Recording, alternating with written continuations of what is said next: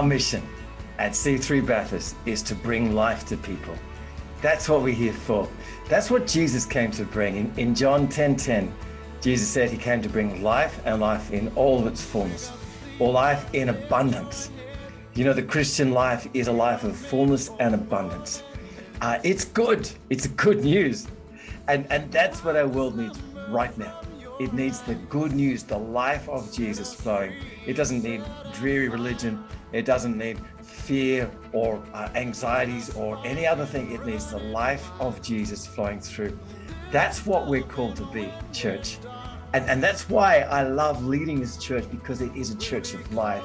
And I tell you, our future is good because we've set our course to bring life to people right around Bathurst and beyond, in all kinds of places that really need life. So you and I are on a journey together, not just to bring, a good service on Sunday. It's not just to attend church or just turn up sometimes. It's actually we are part of something significant that's bringing life to so many people. And the future, I tell you, is bright. The future is certain because we've set our course to bring life. Let's take a moment to talk about Lifebuild. Many people ask me, I hear the Lifebuild, this term, and what does it mean? What is it all about? Let me explain a few things. Our core mission is to bring life to people. It's in the center, it's in the heart of everything we do, surrounding our love for Jesus. But our church and our ministries, they need equipping. They need a context and they need help and framework in order to make those things happen. That's the role of Lifebuild.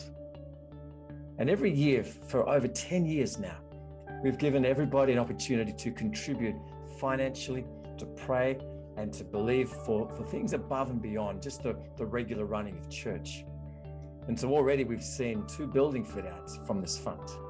We've already had great success in just helping people to see a vision that's beyond just the church as it is now.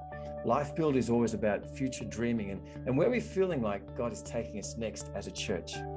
It's so exciting being part of a young church. We're only 14 years old and already so much has happened, but it's because people have given and sown into a vision that's bigger than where the reality is right now. And again, this year, as we dream into the future, that future is so certain. As we look at 2022 and beyond, we've been praying as a church, as a team, as a board, what next, Lord? What do we start to dream into? And therefore, what do we start to give into and open up? And I tell you, this is the most exciting season of Lifebuild we've ever had.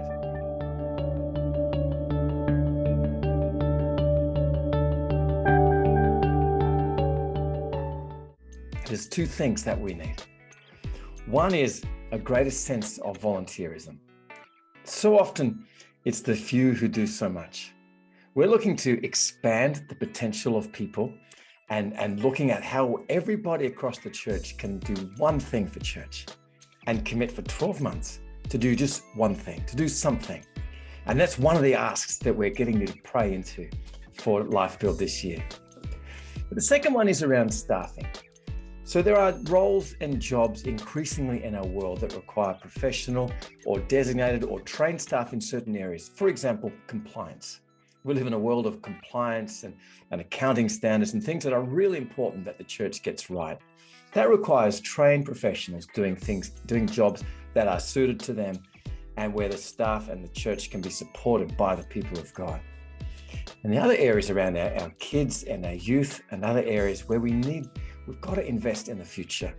And so we're looking, what would it mean if we could free up some people to run kids, to run youth in a paid capacity, so that we're looking and making sure that we're not only looking after our kids and youth, but giving people time and resource to invest in the next generation.